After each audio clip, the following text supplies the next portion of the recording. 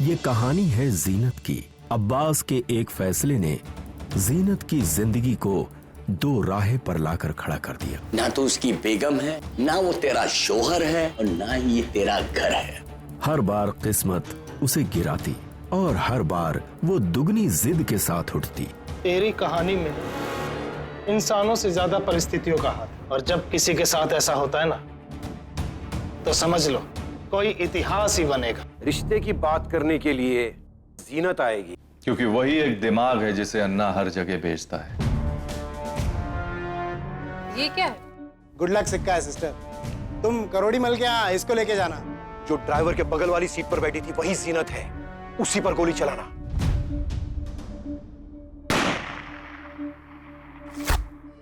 Chicken Shetty अपना तरीका से अपना मुरली को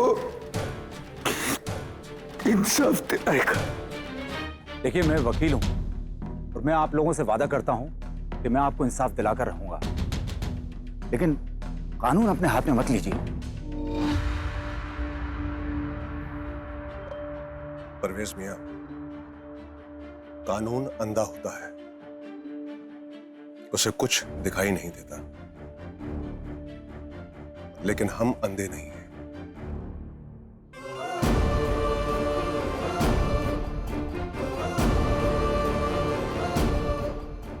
चलो अन्ना।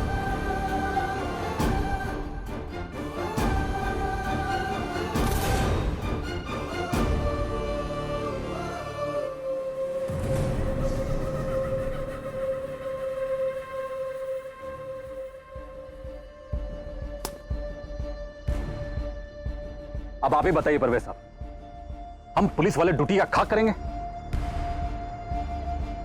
आप वही करिए जो कानून इजाजत देता है।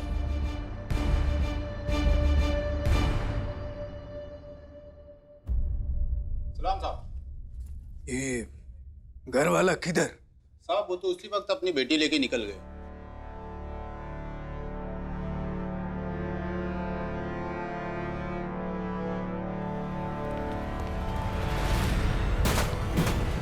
चारों तरफ देखो।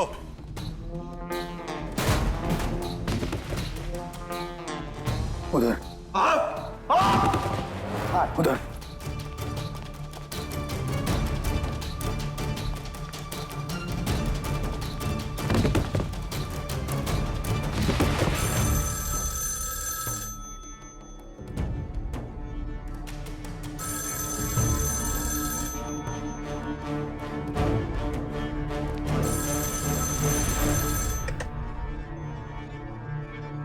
हेलो। तुम लोगों की परेशानी मैं समझ रहा हूं। मुरली का मरना अच्छा नहीं हुआ, मैं मानता हूं।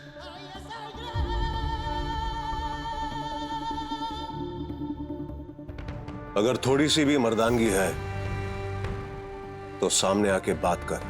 तुम और अन्ना जैसे दो मर्दों को रात में कुत्तों की तरफ भटकता देख अच्छा लग रहा है। एक बार सामने आके बात कर कबीर। तेरे मर्द होने की गलत फहमी मैं 2 मिनट में दूर कर दूंगा। फोन पर कुत्ते की तरह भौंकना तेरी आदत हो चुकी है। हैदर मियां, लैला तुम्हें मर्द मानती है ना? आजकल उस प्रोड्यूसर को भी मर्द मान रही है। एक औरत पे तो अपनी मर्दानगी साबित कर नहीं पाए, हम पे क्या करोगे?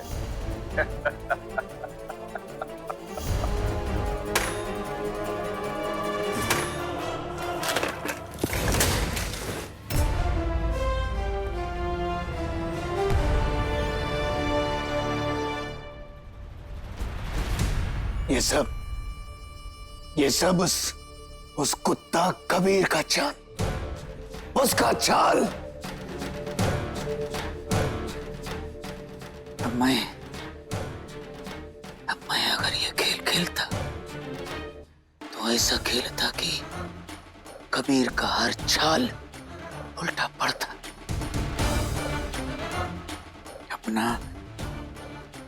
अपना मुरली का अंतिम संस्कार मैं कबीर का बर्बादी से शुरू करता। उसका बर्बादी से।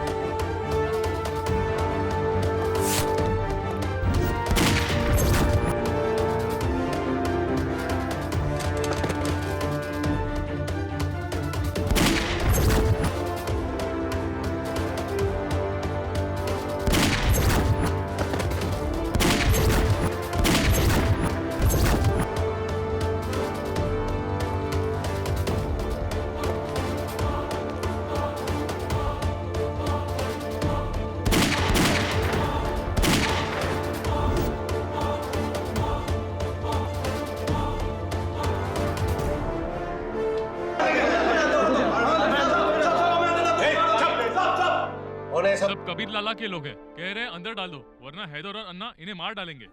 जब मरने की बारी आई तो हमारी याद आई, साले डाल अंदर इनको, डाल अंदर। आवाज करे ना, बंद कर।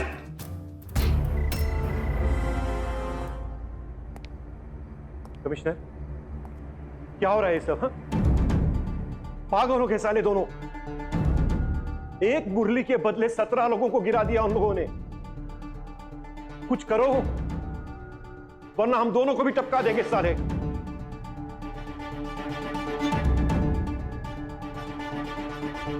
होम मिनिस्ट्री को चिट्ठी लिख दी है। अन्ना और हैदर को रोकना बहुत ही जरूरी है। एक काम कर, तब तक तू जमा हो जा।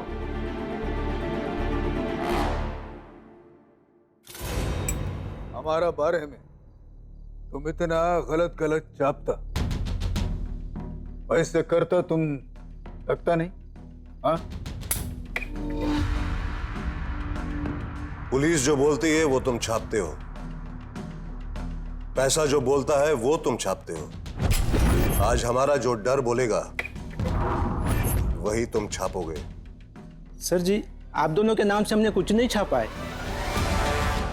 अच्छा, तो एक साउथ इंडियन डॉन जो ये लुंगी पहनता, वो कौन? तेरा बाप? और समुंदर पे जो राज करता है वो कौन? तेरी अम्मा। सर, आप लोग जो बोलोगे हम वही करेंगे। इस वक्त तो हम तुम्हारे सामने बैठे हैं, हमारे डर से तो तू वही करेगा जो हम कहेंगे।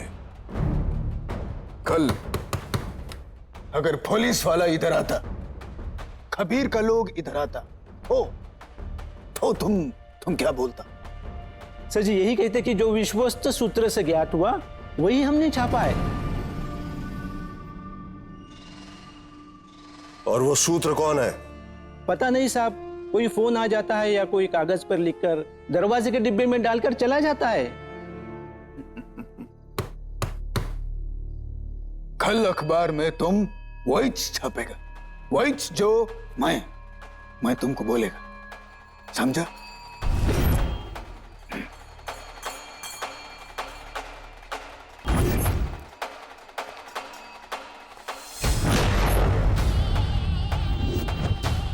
समझा? जी साहब। कबीर लाल ने शहर में अपनी दहशत फैलाई और एक रात में कहीं जाने गई।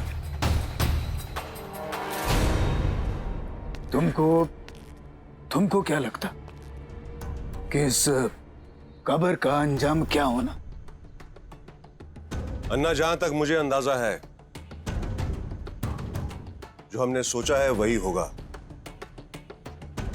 लेकिन कबीर ने भी कच्ची गोलियां नहीं खेली। मेरे को भी ऐसा लगता कि इस कब्र के बाद कबीर को संभालने का और हमको समझाने का कोई ना कोई ये काम करता। अन्ना, अब हमें शांति से इंतजार करना है। और ये देखना है कि उनकी अगली चाल क्या होगी।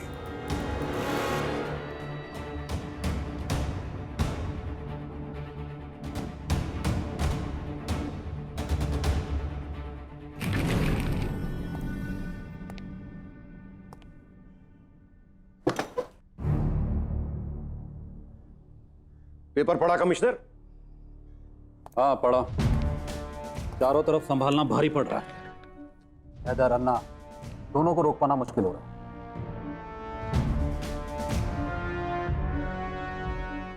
लेकिन तुम सुबह सुबह यहां कैसे? क्या बताऊं कमिश्नर साहब, ऐसा करो मेरा बयान दर्ज कर लो। आज शाम की हेडलाइंस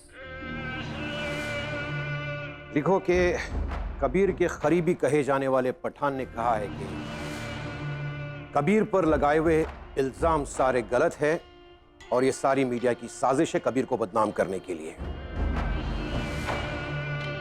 और पता चला है कि करोड़ीमल की बेटी का इश्क पठान के साथ था और अपने रुतबे के दम पर अन्ना ने अपने साथ काम करने वाले मुरली की शादी करोड़ीमल की बेटी से करवाने के लिए उस पर दबाव बना रहा था। और इसके चलते पठान ने अपना प्यार खो जाने के डर से शंकर नाम के एक कॉन्ट्रैक्ट किलर से मुरली को गोली मरवा दी और फिर अपने आप को पुलिस को समर्पण कर दिया। खेल है तो खेलना ही पड़ेगा ना।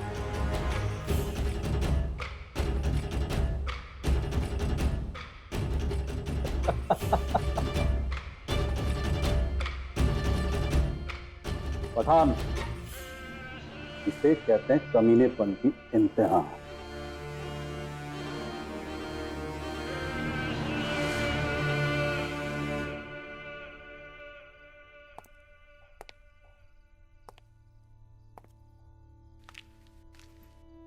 अरे परवेज भाई, आप अभी? नमस्ते भाभी जी। आदाब जीनत जी। जीनत जी, मुझे आपसे कुछ जरूरी बात करनी है।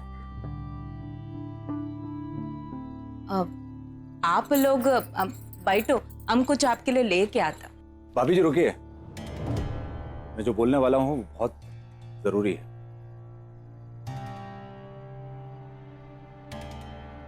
देखिए जीनत जी, अन्ना को रोकना बहुत जरूरी हो गया। मैं आप लोगों का दोस्त हूं, मैं नहीं चाहता कि आपके परिवार के ऊपर कोई आंच आए। अन्ना और हैदर भाई मिलकर जो कर रहे हैं वो ठीक नहीं है। परवेज भाई, अन्ना को बस यही तरीका आता। लेकिन भाभी जी, जिस रास्ते पर वो चल रहे हैं, खुदा ना खास्ता उसका अंजाम बुरा हो तो?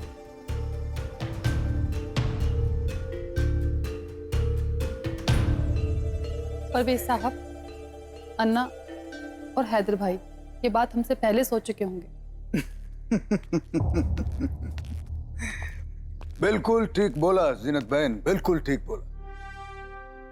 परवेज मियां, हमारा जिंदगी ऊपर वाला का बचा हुआ खैरात जो हम सारा दुनिया को बांट दिया। अब बिखरने का हमको डर नहीं, डर खत्म।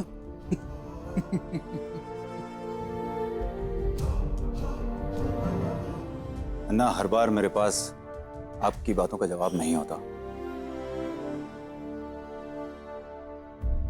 शायद मैंने जिंदगी को पढ़ा है और आप लोगों ने जिंदगी को बहुत करीब से देखा है, लेकिन फिर भी बोलना चाहता हूं कि एक बार कानून का सहारा लेकर तो देखिए।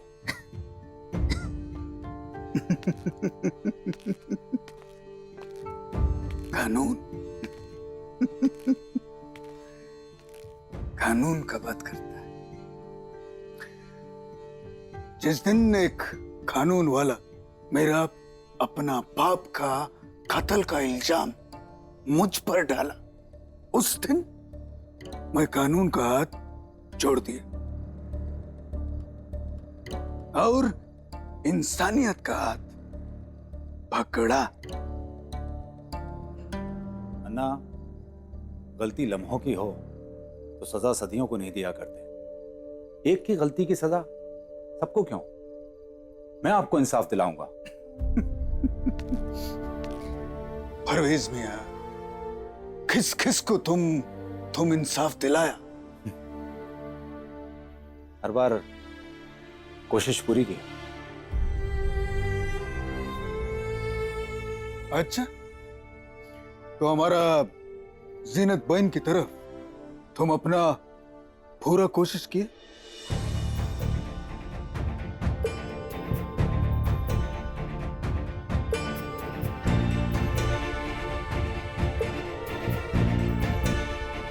बोलो परवेज मियां।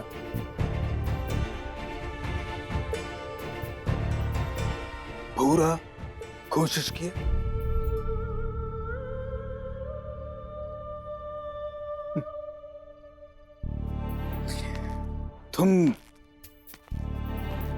तुम्हारा अंदर कोई बात हो या ना हो, लेकिन एक बात तुम्हारा अंदर बहुत अच्छा कि तुम अपना सारा कमजोरी सबके सामने बड़ा अच्छे तरीके से रख देता।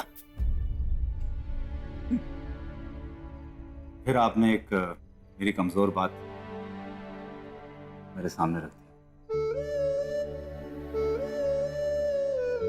हाँ परवेज भाई, आपके पास अपनी कमजोरी को अपनी ताकत बनाने का एक रास्ता है। आप जीनत बहन को अपना ताकत बना लो, कानूनी तौर पर इसको अपना लो, और फिर देखना आपका सारा जो ये टेंशन है ना, ये सब बार बार का खत्म।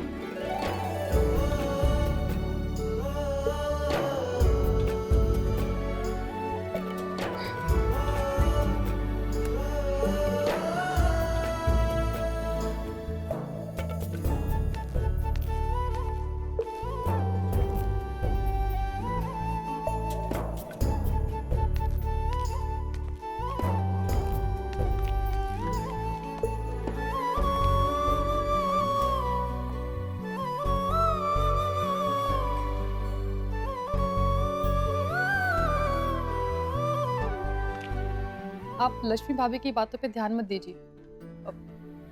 उन्हें मौका, नजाकत और दस्तूर किसी का ख्याल नहीं रहता। सही फरमाया आपने, लेकिन वो बोलती हमेशा सच है। धीरे धीरे दोनों करीब आए, धीरे धीरे प्यार हो जाए, धीरे धीरे दोनों करीब आए।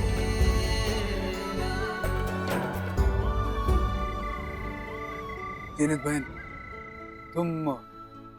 तुम कुछ बोला नहीं। इसके बारे में तुम क्या सोचा? अन्ना, मुरली के जाने के बाद भी आपको यही सोच रहा है?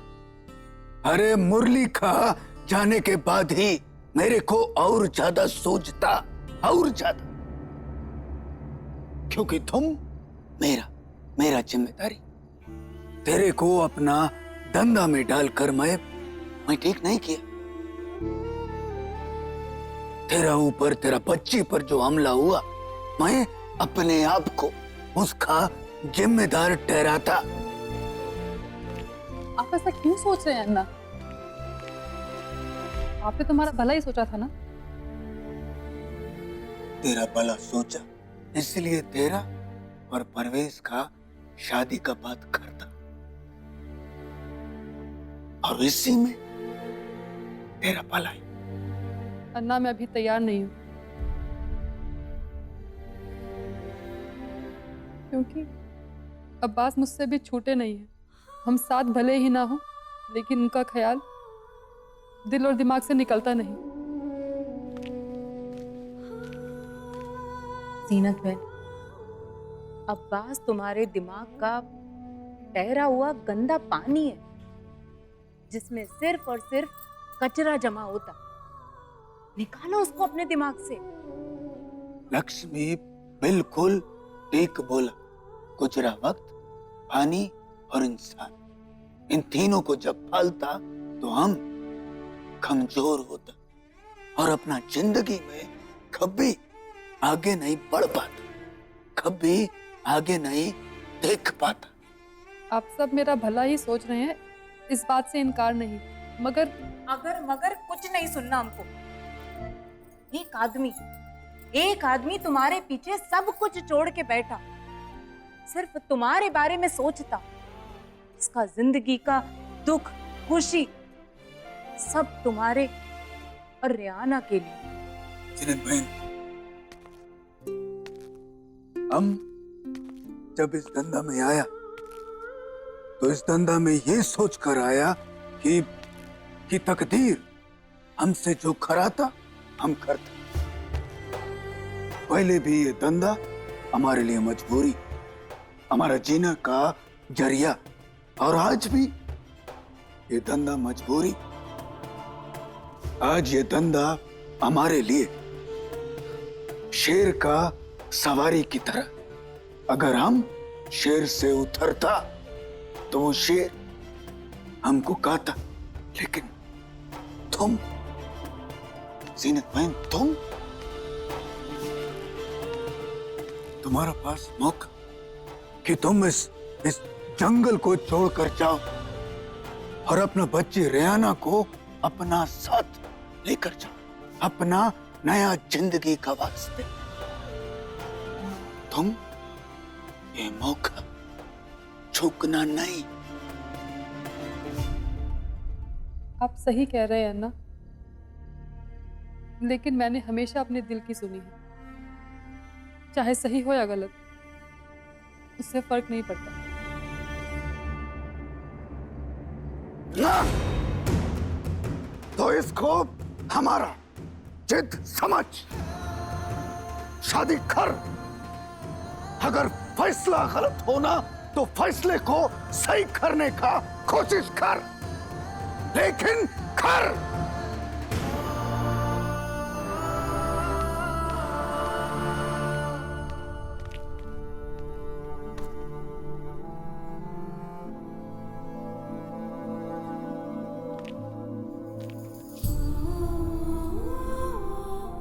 जीनत बहन,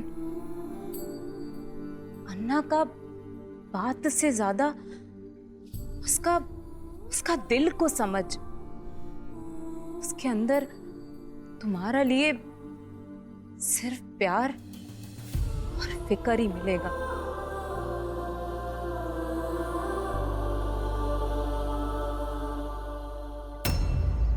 नहीं डॉक्टर साहब, ये कच्चा मुर्गा इस मोटी मुर्गी ने पका के मुझे दिया था डॉक्टर साहब, जो इस वक्त मेरे साथ रिक्शा में बैठी है। डॉक्टर, ये मेरा अच्छा नहीं देख सकते। जज साहब, इस मोटी को ना फांसी पे चढ़ा दो और इसके गले में ना मोटा सा फंदा डालना, ताकि जब इसको ऊपर चढ़ाए तो फंदा टूटे नहीं। जज साहब, भैया पेट दुखता है। अगर जीनत बेटी होती ना, इस वक्त अपने मामा को ना काढ़ा बना के देती, काढ़ा। भैया अरे जीनत बिटिया, काढ़ा बना के दे दे अपने मामा को। जीनत कहाँ है? जीनत पेट में दर्द हो रहा है ना? हाँ। कच्चा मुर्गा कुकड़ू को कर रहा है ना? हाँ। ना मुराद पेट में। देख मोटी, तू बात में लतिया लेना, पहले डॉक्टर को बुला। मैं इनके जैसी घटिया तो हूं नहीं।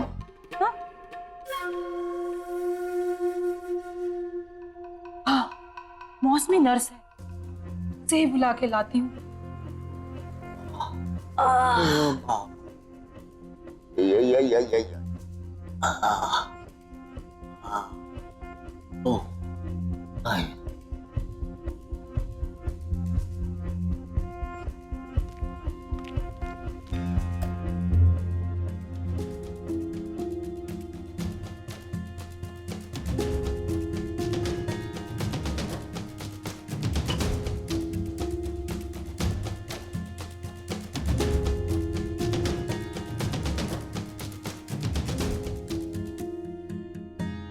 मामा जी? घड़ियाली आंसू है, रोने दे, थोड़ा हल्का हो जाएंगे। नहीं बेटा, ये घड़ियाली आंसू नहीं, हम दोनों ने तुम लोगों के साथ बहुत बदतमीजी की, हमें माफ कर देना बेटे। अरे मौसमी बेटा, तूने मामा को कोई गलत गोली तो नहीं दे दी है? हाँ? इतनी अच्छाई और शराफत की, मुझे कोई उम्मीद नहीं है इनसे। बेटा, एक काम करेगी मेरे लिए? हाँ। जीनत को बोलना, मामा बहुत याद कर रहा है, माफी मांगना चाहता हूँ बेटा, बोल देना। मैं जीनत को बोल दूंगी, नहीं तो वो महबूब भाई को बता दूंगी। आप आराम कीजिए मामा जी, मामी मामा जी का ख्याल रखिए।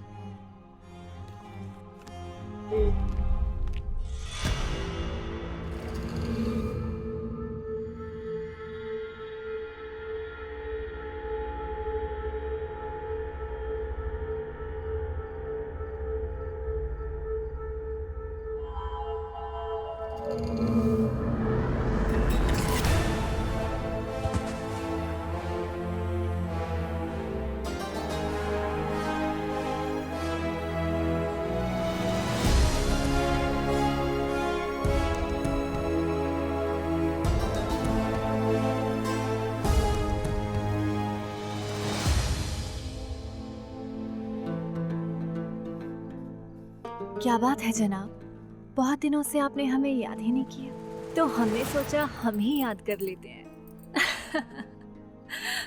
आप तो प्रोड्यूसर के साथ हमें बिजी करके खुद आजाद ही हो गए।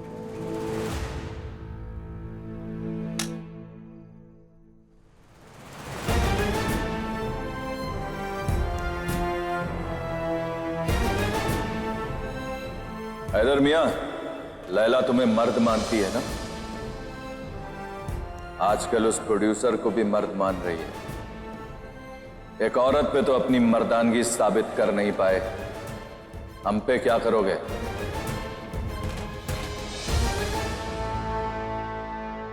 बड़े खोए खोए से हैं जनाब आज।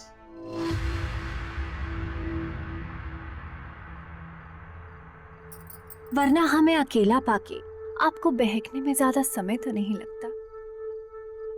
सही कहा तुमने लैला, तुम्हारे पास आकर बहक गए थे हम।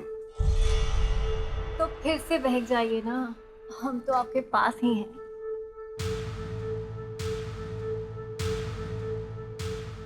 अब हमारी आंखें खुल गई हैं।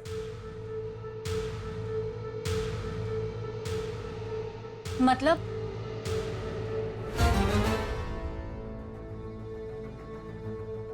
मतलब ये कि आपका और हमारा रिश्ता सिर्फ एक फायदे का सौदा था, जिसमें तुम्हारे लिए पैसा और करियर था और मेरे लिए तुम्हारे साथ वक्त गुजारना। क्या?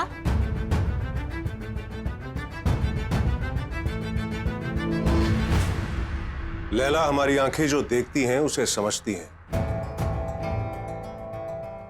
और जो नहीं देखती उसे दूर से ही समझ जाती है। गलती हमारी है जो तुम्हें समझने में इतना वक्त लगा दिया। तुम्हारे इस हुस्न की पट्टी जो पड़ी। आप कहना क्या चाहते हैं?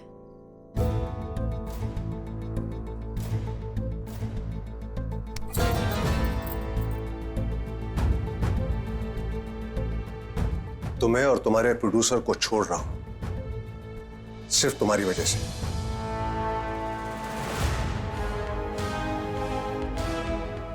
क्योंकि तुम्हारे साथ मैंने कुछ खूबसूरत लम्हे गुजारे हैं, लेकिन आज के बाद मेरी जिंदगी से और मेरी नजरों से हमेशा के लिए दूर हो जाना। आप गलत समझ रहे हैं। प्रोड्यूसर और मैं सिर्फ दोस्त भर हैं, इससे ज्यादा। बस।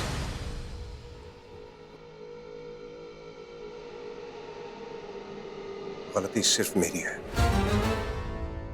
जो मैं रिश्ते और मतलब के बीच में फर्क नहीं समझा।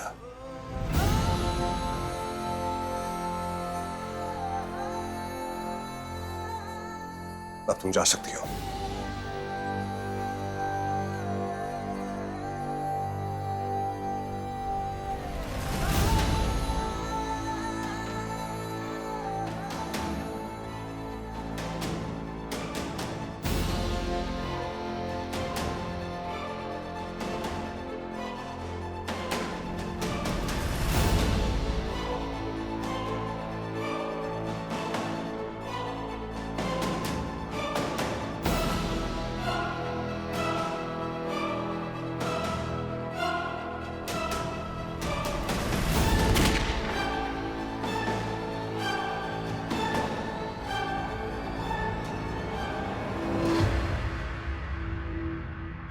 उबली पर हमले की जिम्मेदारी पठान ने ली है और अपनी गलती को मान लिया है और अपने आप को कमिश्नर के सामने सरेंडर भी कर दिया है।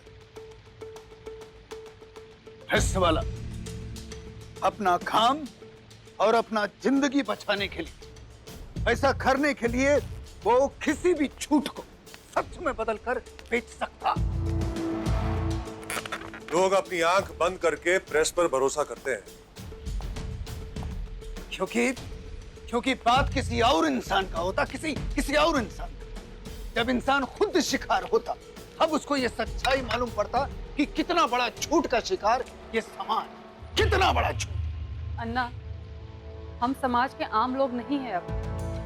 अगर हम भी इस झूठ का शिकार हो सकते हैं तो वो अन्ना जो मद्रास से भाग के आया था, या वो हैदर जो 20 साल पहले बंबई आया था, या वो जीनत जो 30 साल पहले मामा मामी को सड़क पे मिली थी।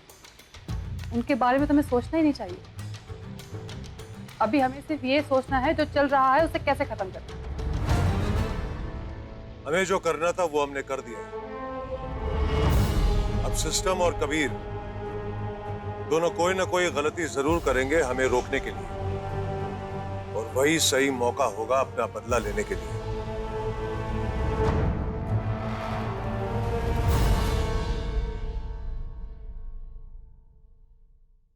अबे ओ प्रजापति, 10 अंडे मंगवा देना, उबले हुए।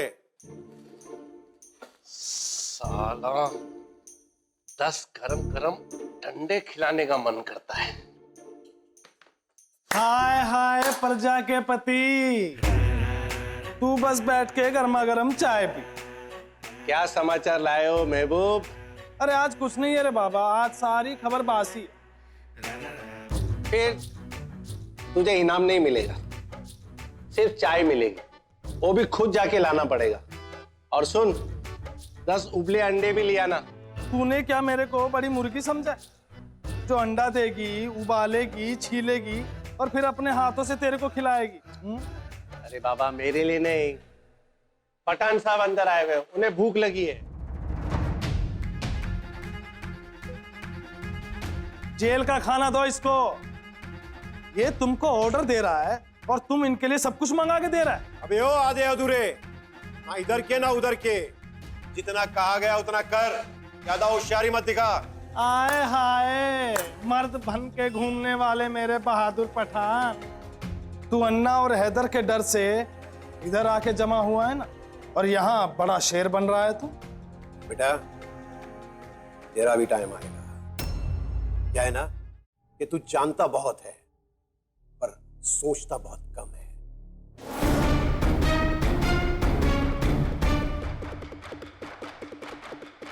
चलो प्रजापति जी, जाता हूं। आया था बासी खबर लेकर, अगर ताजी लेकर जा रहा हूं।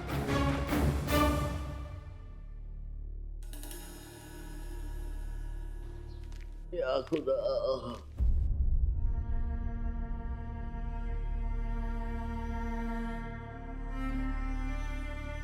ये घर हमारा है, हमारा। अब तू अब्बास की नहीं हुई तो हमारी क्या होगी? तुझे जहां जाना जा। अपनी बेटी को और सामान लेकर यहाँ से आजाद हो जा। लो, आज सूरज कहीं और से निकला है, ये देखो। जीनत बिटिया, बैठो बेटा बैठो। देखना तेरे मामा को बैठे बिठाए क्या हो गया। मामा जी, हाँ? कैसी तबीयत है आपकी अब? कौन है भाई? हाँ।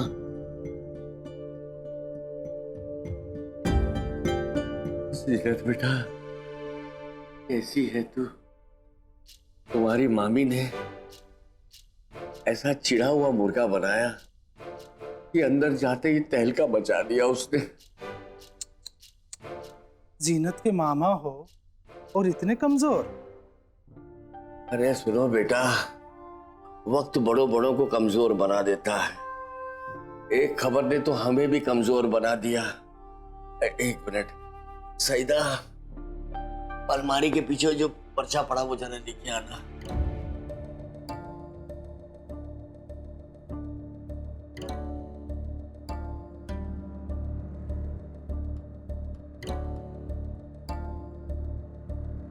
बेटा, अब्बास मियां ने एक घर का वकालतनामा हमें सौंप के गए थे। 7 साल के बाद सरकार कहती है नया बनाओ या दूसरा लेके आओ। बेटा, अब तो घर भी हमारे हाथ से चले गया, बिजली और पानी तो वैसे ही कट गया, तो मांग मांग के गुजारा कर रहे हैं। मामा, बुरा मत मानना, ये ऊपर वाले का इंसाफ है। अरे जिस काम की शुरुआत दूसरों के नुकसान से होती हो ना, उसका अंत अपने नुकसान के साथ होता है। और जीनत के साथ क्या क्या किया था तुमने? वही तो भोग रहे हैं। तुम्हें क्या लगता है कि हम उसके बारे में नहीं सोचते? अपना फायदा ही सोचते हो तुम लोग बस। इसी के वास्ते जरूरत पड़ने पर तुमने जीनत को बुलाया है।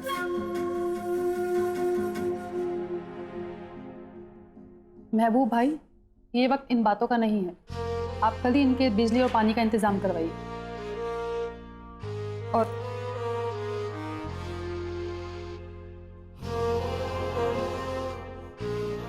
ये रख लीजिए मामा जी, बाद में और भिजवा दूंगी।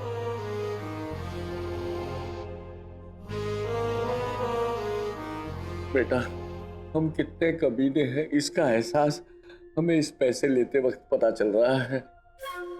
जीनत बहन, आप बिल्ली को दूध दिखा रही हैं। चलिए महबूब भाई, रिहाना को स्कूल से लेके आना। अरे जीनत, ये घर के कागजात ले जाना और बेटा आते रहना, ये तुम्हारा ही तो घर है। खुदा हाफिज।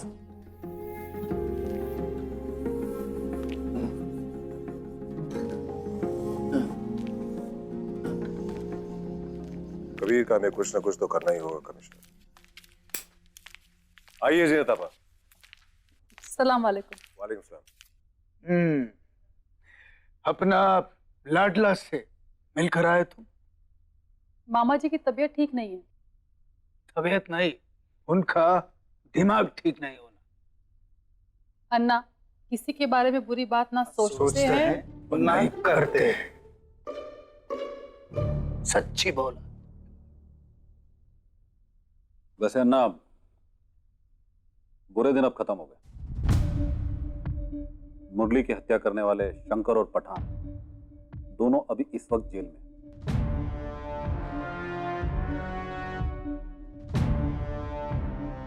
और मैं पूरी कोशिश करूंगा कि दोनों को कड़ी से कड़ी सजा मिले।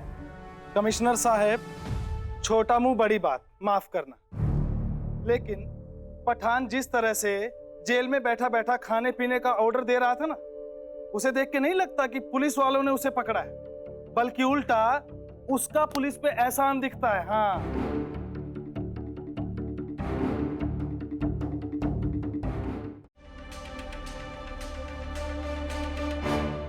महबूब, पुलिस स्टेशन में तरह तरह के लोग आते जाते रहते हैं। वैसे भी वो पठान है, खाना पीना तो उसका शौक है।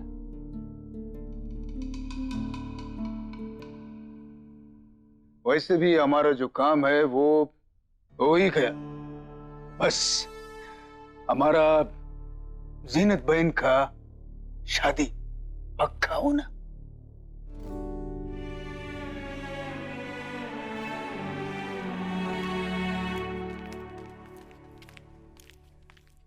शादी और जीनत बहन की? क्यों, तुमको कोई प्रॉब्लम हो ना? नहीं नहीं अन्ना, ये तो खुशी की बात है। तुम्हें कार्ड मिल जाएगा कमिश्नर।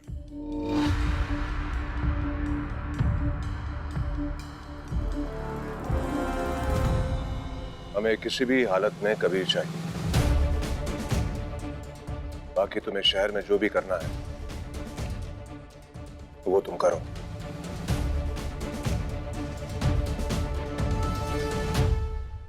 अन्ना, मेरे पास अल्फाज नहीं है आप लोगों का शुक्रिया अदा करने के लिए। परवेज मियां, शुक्रिया अदा तो हमें आपका करना चाहिए।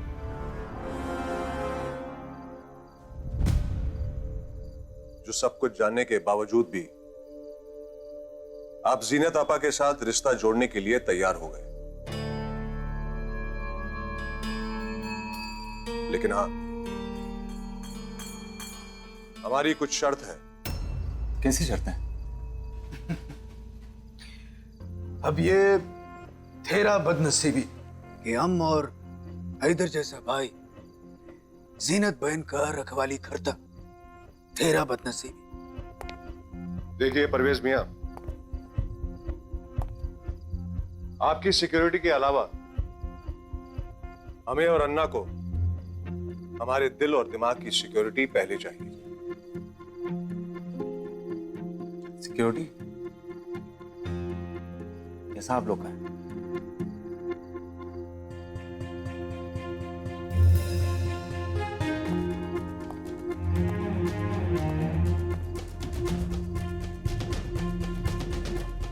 परवेज मियां, ये बताइए कि आप जीनत आपा के लिए सब कुछ करने के लिए आखिर तैयार क्यों हैं? इस सवाल का जवाब तो मेरा दिल भी मुझे नहीं देता। इधर भाई, जब भी वो उसको देखता है धड़कना भूल जाता है।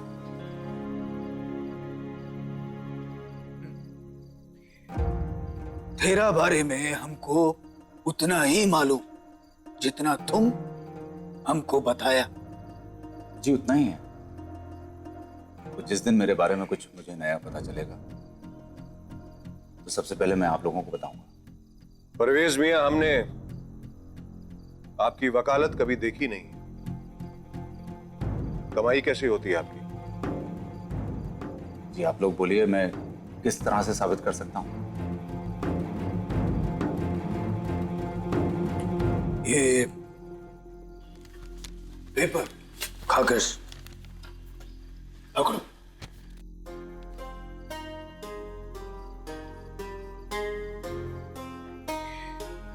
ये घर जीनत बहन का पुराना पति, उसका शौहर मामा मामी को देकर गया।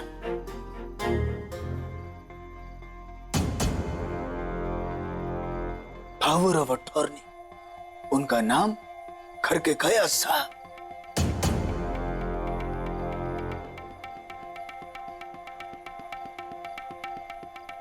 अब सरकार इस पावर ऑफ अटॉर्नी को रिन्यू करना मांगता।